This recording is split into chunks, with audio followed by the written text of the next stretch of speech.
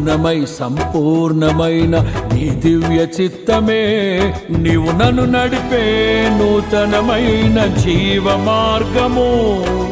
పూర్ణమై సంపూర్ణమైన నీ దివ్య చిత్తమే నీవు నన్ను నడిపే నూతనమైన జీవ మార్గము.